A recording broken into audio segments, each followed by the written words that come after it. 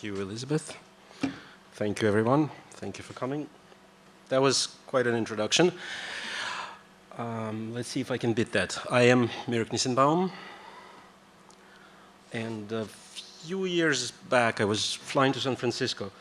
And in front of me, in a line to board, was Sergey Brin, the founder of Google. I was not even in the first class. And the gentleman who was at the end of the jetway looked at him very intently and said, "Wait, I think I know who you are. You are the guy that makes websites." And Sergey, without a second of hesitation, looked back and said, "Yep, I'm the guy. I make websites." And I just found it so simple a way to describe what I do, so I used the quote, "I make websites." I come to do this work in a bit of a roundabout way. I come from Eastern Europe, where I studied fine art and art history, and then moved to US in the 80s. Some of you may remember that.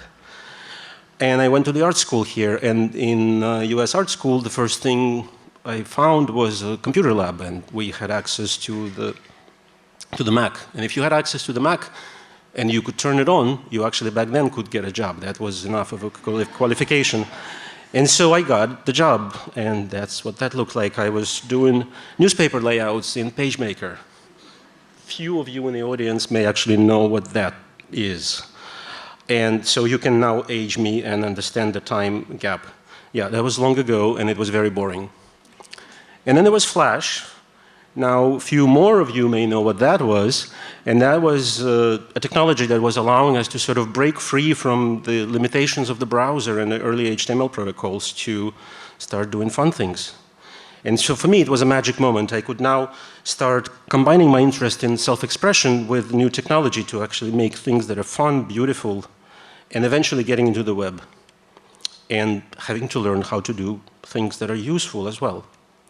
Now, today I'm a partner at Base Design. You probably all know the firm. We're a brand-focused creative firm, and we're still obsessed with how to make projects beautiful and useful. No longer, though, how now to express myself, but the brands we work with. So here is just a quick trailer of the work that we actually do at Base.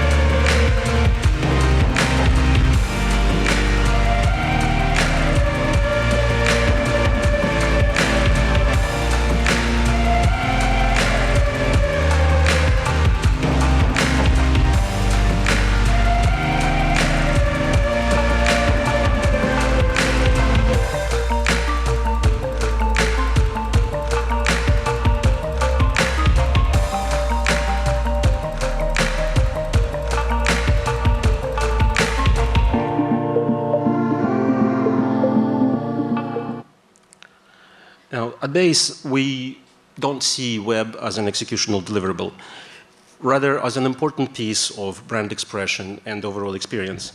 To simplify it a bit, if the strategy is all about the ideas, and then the visual identity is the kind of a system to deliver these ideas, then the web is the first place where these ideas actually come to life. And so I'd like to talk about the web today. There are approximately 6 websites that are launched every second. At least Google said so.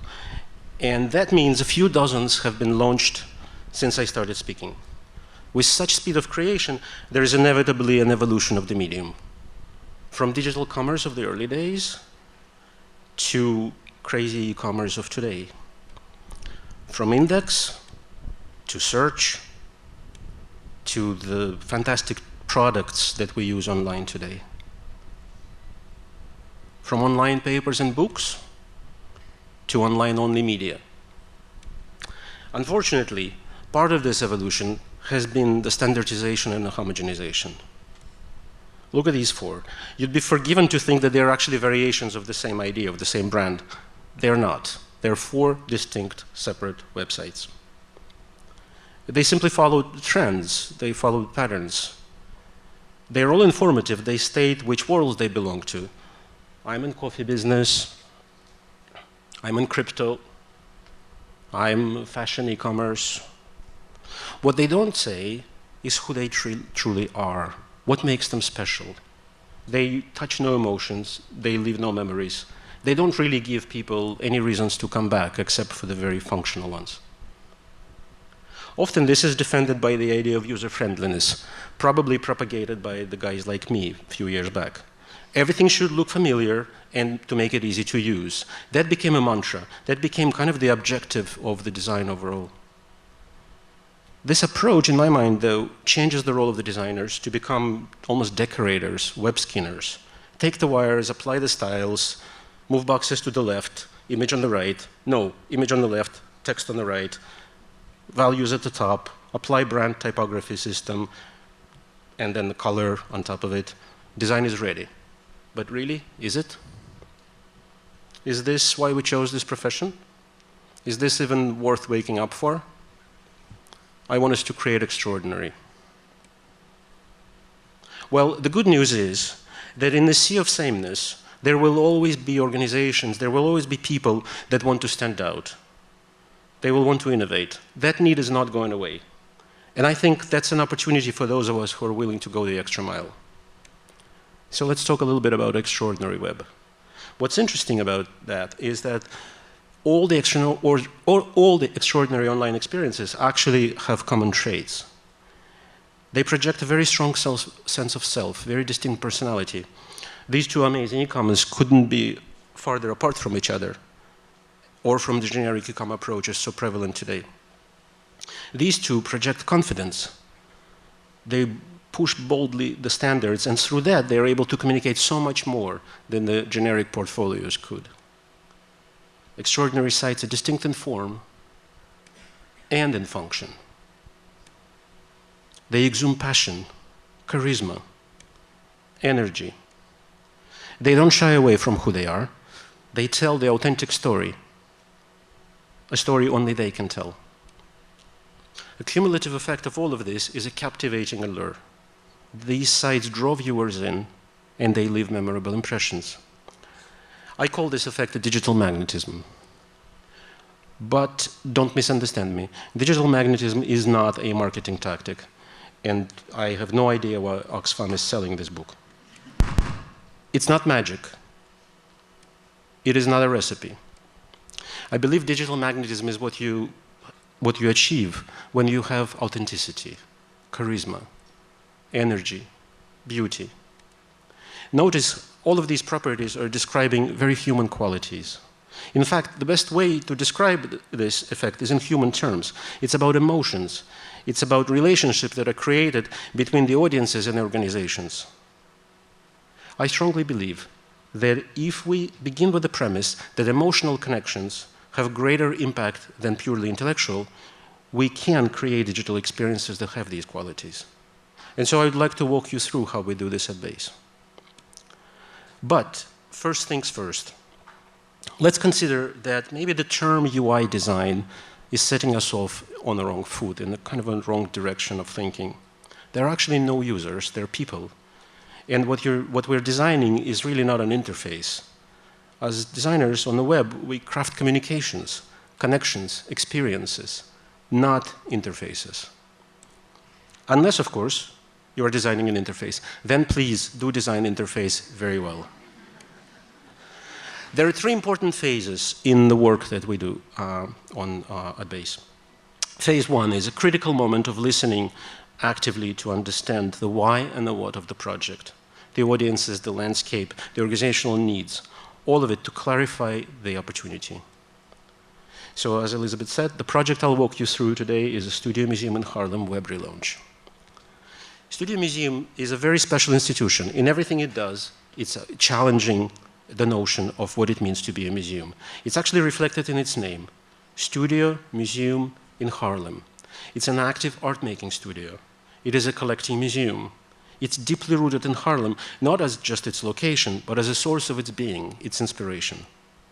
And so our thinking started with a new building that is being built. It's going to actually be its first purpose-built building, and it will open in 2025.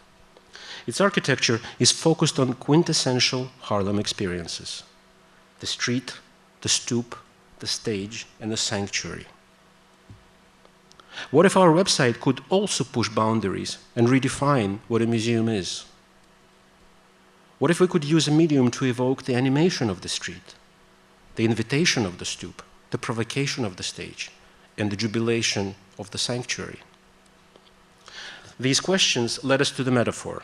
We needed to amplify a shift from a museum to a meeting place.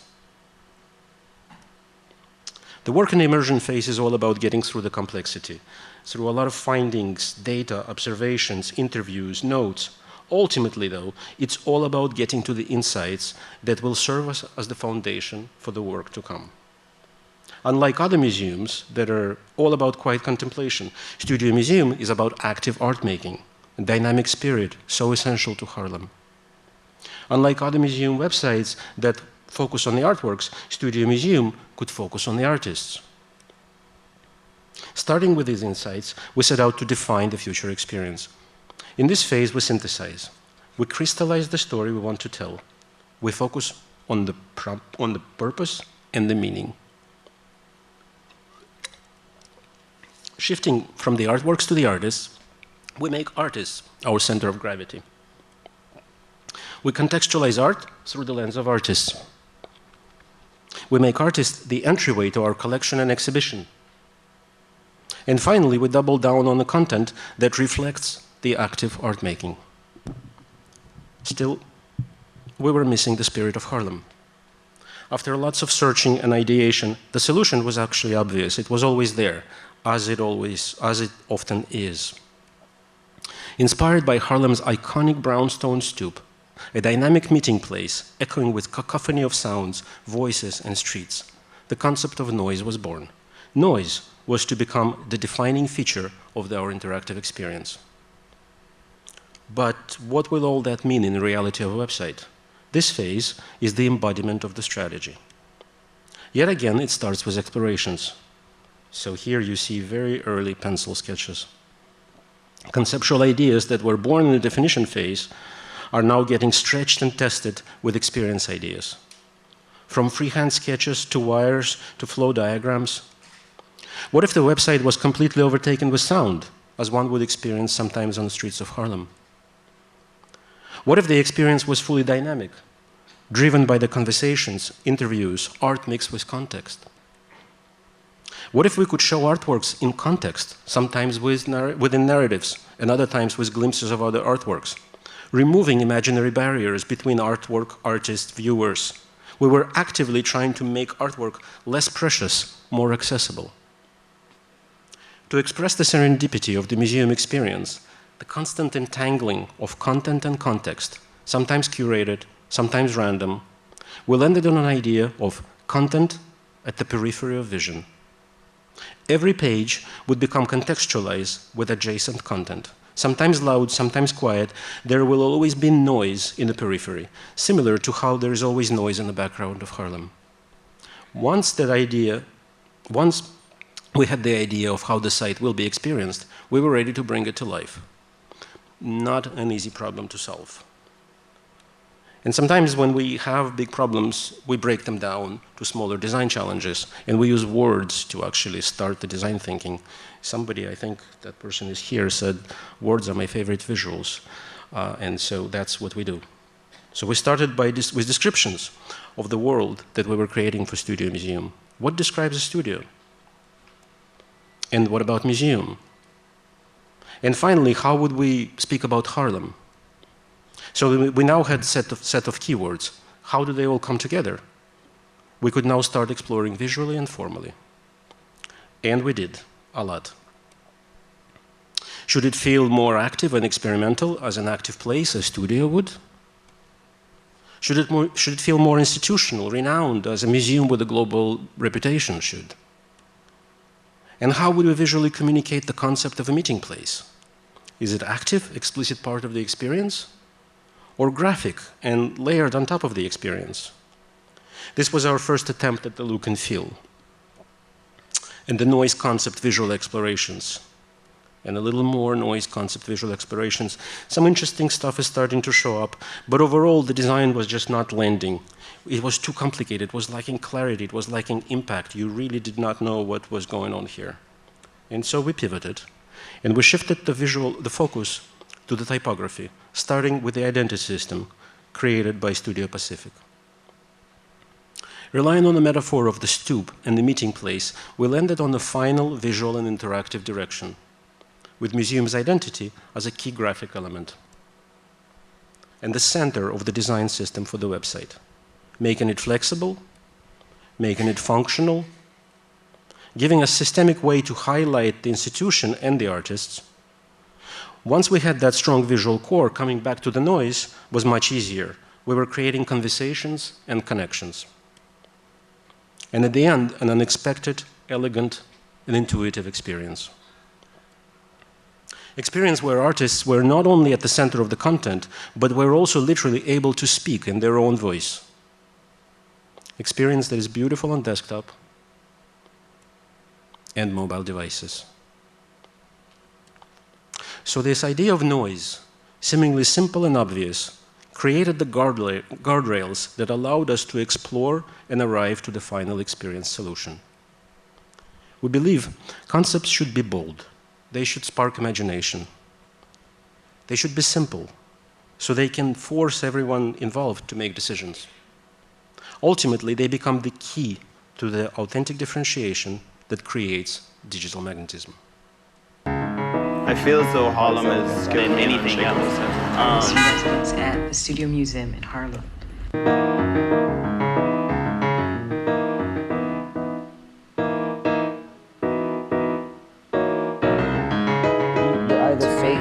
Extremely positioned.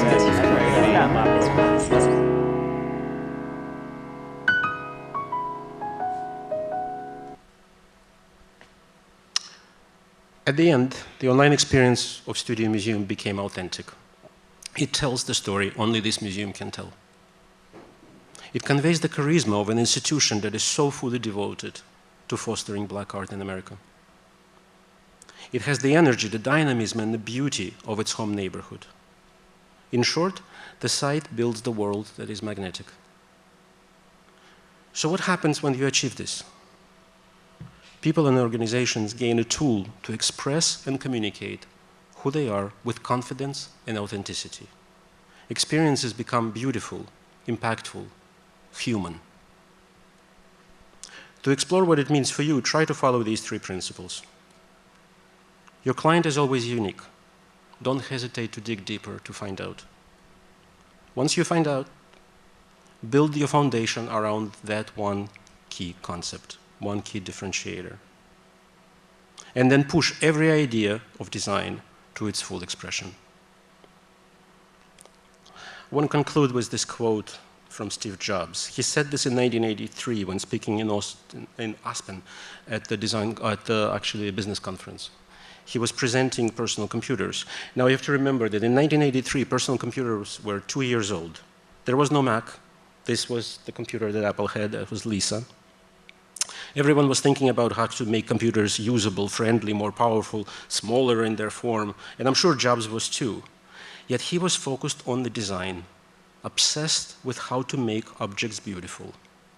The rest is history. I believe we can do the same. We can create more beautiful digital environments and bring forward a more compelling future. Thank you.